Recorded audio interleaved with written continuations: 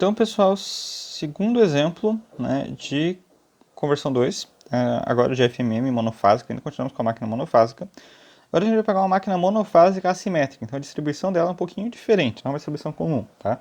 Só para a gente ver o efeito, né, da FMM nessa máquina, como é que vai ser a FMM nessa máquina agora. Olha a máquina, então ela tem camada dupla, né? Então, cada bobina, né, tem N espiras, né? Na verdade que eu coloquei na fase A, tá? Na verdade é em cada bobina da fase A, né? Mas, enfim, dá na mesma, porque são N espiras em série, então não vai fazer diferença, na verdade. Então, aqui, né, na fase A tem N espiras e a gente vai ter essa, digamos assim, eu vou colocar nas bobinas da fase A, tá? Só para ficar mais claro que eu quero.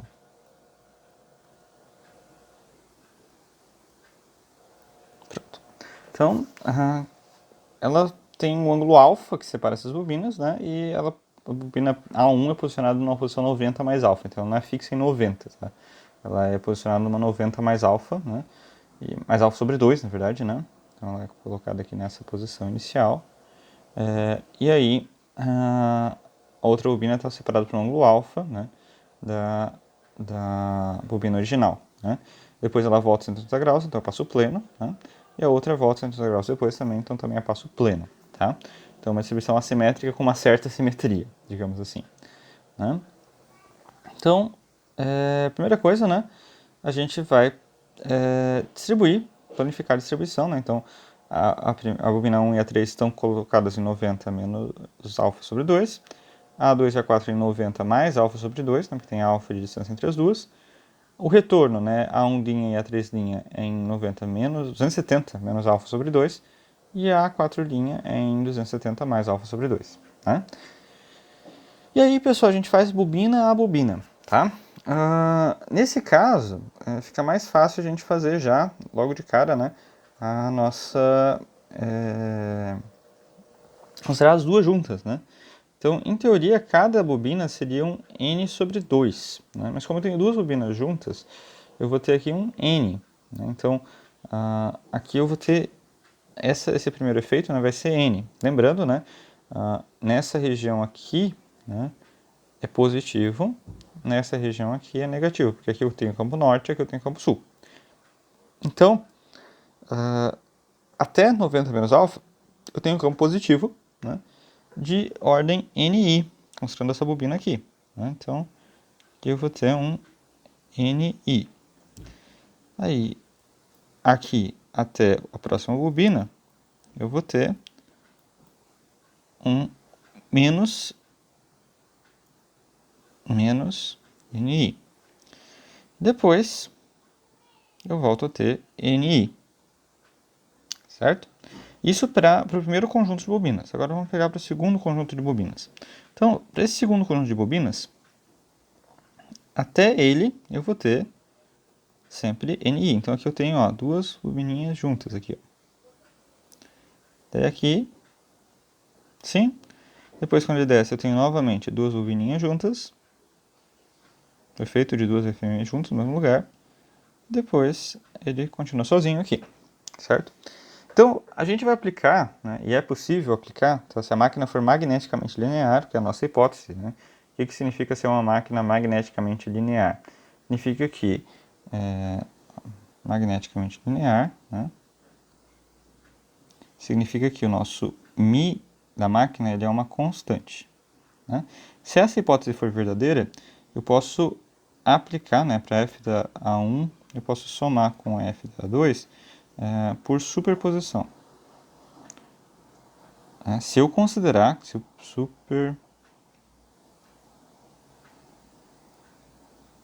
a soma gráfica, né, pessoal? A soma gráfica eu consigo fazer por superposição. Então é só somar o efeito das duas em cada região do espaço. E esse efeito de soma, né, vai ser logicamente já o efeito. Então aqui eu tenho duas se ajudando, aqui eu tenho duas se cancelando, duas se ajudando e duas se cancelando. Então isso é a ideia de interferência construtiva e interferência destrutiva, né? Então nesse ponto eu tenho interferência construtiva, né? Lembra na teoria de ondas lá?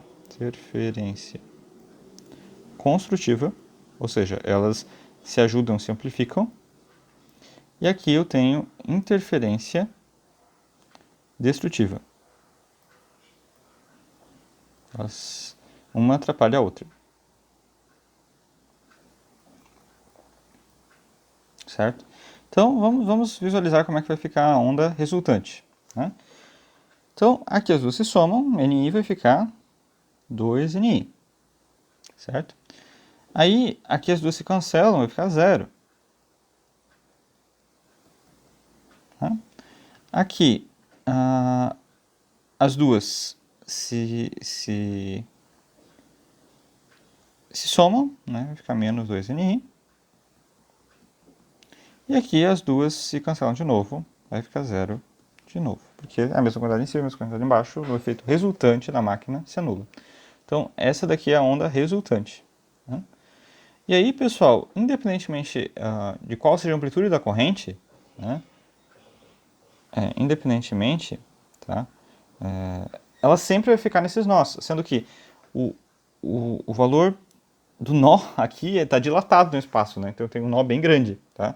Esse nó ele aumenta conforme o ângulo alfa, né? Então, quanto mais perto os dois estiverem, menor vai ser esse nó. Quanto mais longe os dois estiverem, maior vai ser esse nó, tá? Porque isso daqui tem um espaço de alfa graus aqui, né? Essa daqui, esse trecho de anular, né? Se a gente for pegar aqui, né? Observem que o que está acontecendo, né? Se a gente for pegar a bobina aqui, né? Então, essa região aqui da máquina, né? Essa região aqui onde tem o alfa, não tem FMM. O campo não vai querer se espalhar por ali. Ela está proibindo que se espalhe por ali. Ela está querendo fazer o campo ser mais forte, né? Em algumas regiões, só que mais fraco, nulo em outras, né? Por quê? Porque se a gente for pegar essa daqui, ó, então aqui eu tenho campo que vai para cá, né, e desce para cá. Aí aqui, o que vai acontecer? Esse campo aqui, ó, vai estar subindo aqui e descendo aqui. Então, nesse trecho aqui, ó, todos os campos que sobem são anulados, que sobem, né, são anulados pelos campos que descem. Né? Por isso que nessa região aqui a gente fica sem campo. Né? Fica com esse vácuo aqui, ó, entre as duas bobinas, nesse ângulo alfa, a gente fica na região que a FMM zera. Né? O campo magnético se anula ali. Né? Então, por isso que fica com esse comportamento diferente quando a gente faz uma distribuição. Né? Isso que a gente fez foi distribuir as bobinas. Porque antes a gente tinha um rolamento concentrado, no caso do exemplo anterior, e agora a gente tem um rolamento distribuído, né, em camada dupla, tudo bem, mas não é a camada dupla em si que faz diferença, tá? A distribuição não está relacionada com camada dupla, está relacionada com o número de ranhuras ocupadas pelas bobinas das fases, por grupo, fase e polo, né? Então, aqui a máquina está distribuída, né? E nessa distribuição acaba criando esses pontos de anulação da propagação do campo magnético, tá? Mais pra frente a gente vai entender um pouquinho melhor por que é importante esses pontos, né? Por que eles servem depois, né? Mas ela continua sendo estacionária, tá? A onda continua sendo estacionária, não vai alterar. O nó vai sempre ficar ali, né? Bem maior agora, mas sempre vai ficar no mesmo lugar. Então a onda continua sendo, a onda de FMM continua a ser estacionária.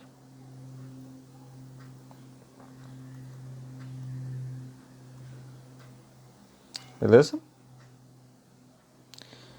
Então, dessa explicação seria isso. Espero que vocês tenham conseguido entender, né? E qualquer dúvida, entrem em contato, né? Se vocês gostaram, também deixem o gostei de vocês. E até o próximo vídeo.